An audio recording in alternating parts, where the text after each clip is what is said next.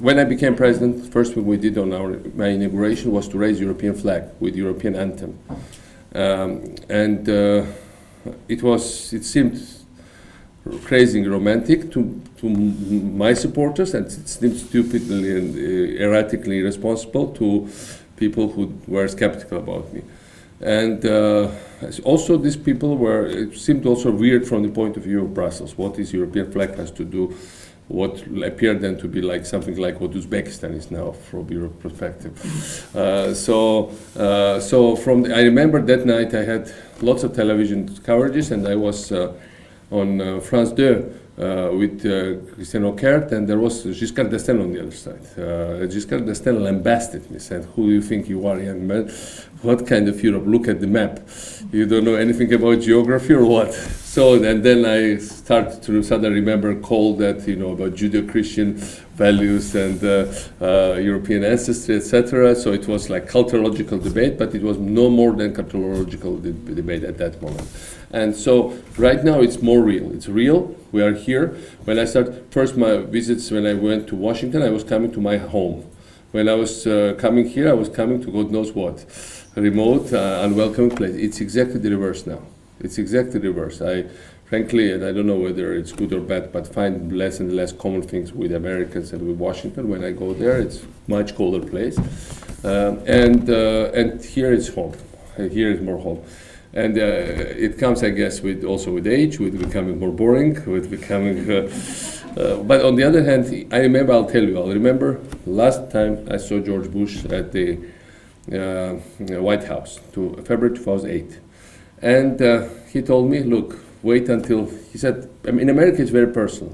He said, "Be president, it's all about president. Whoever sits in this office," he said, "I love you, I like your region, but next president might not care. My advice to you," he said, "my ultimate last advice, go to Europe. Europe is all about procedural democracy. Europe is all about being in a process. Once you are in process in the game, they cannot throw you out. You'll safely be there, and that's your natural home."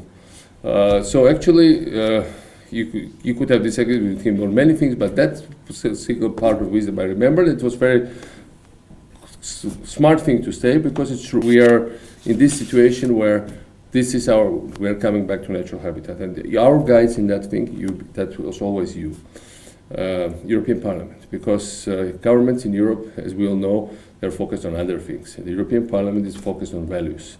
And what Europe is so strong about is values. We can easily get to Eurasian Union and Customs Union because you don't need to have any values. More deprived you are of values, more you are welcome. More mediocre and underperforming you are, they are happy to receive you. More losing your side you are on, there will be more cheering when you go back, but that's not the way to take. I think Europe is about values. It's standing up for being at the level of values. It's about responsibility. It's about success. It's about performance. It's a transformational force to the better. So from that point of view, it's an amazing thing, because if we had become better, that's thanks to you. If we will be kept away from being much worse, we can be a little worse, obviously, but it will be thanks. I'd like to start with the medals of King Tamara. And Ana Gomez, who actually, Ana is absolutely magnificent, really, because when I first saw her, she's so organic.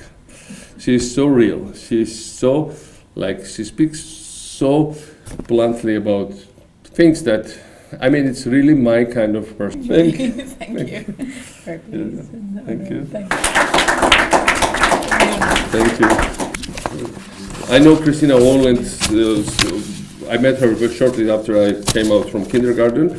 When I became president, she was Estonian foreign minister, and she came for official visit to Georgia, but she lost her luggage on the plane. So we had foreign minister who couldn't show up for official functions for the lack of official clothes, and so the good thing was that because we knew each other, somehow we could overcome the issue in a way that it could be a little bit more informal. But in any case, she is a really amazing speaker not only for her country but for all of us. Because she is a symbol of this great transformation. Thank you. Thank you. Thank you. for your kind words also towards my own country, Estonia, and Estonia will be always a friend of Georgia, and our cooperation will be very, very long-lasting. But by the way, what comes to my suit, this is exactly the same what I had to buy in Georgia in the day when I lost this suitcase 10 years ago. So this was especially for this occasion today I wear it. Signor José Ignacio Salafranca Sánchez Meira, who is really amazing friend of ours, an amazing speaker for Europe, an amazing human being. So, and Medal of Excellence for you.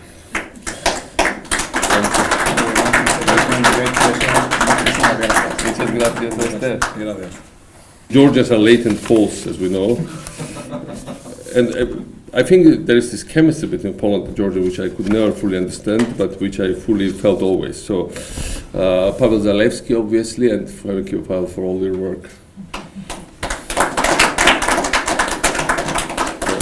Thank you very much, President. Thank you. Richard Czarnecki. Richard, thank you again. Polish is richer, but his passport is richer. Yes.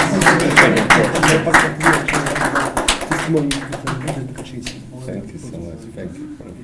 Charles Tannock, who is a great friend, also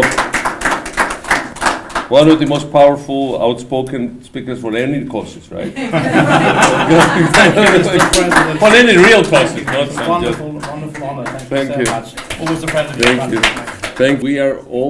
We are trying to look up to you. You are, but I look up to you. we will never make. But it's okay. Thank you so much. Thank you for. We will never. Thank you.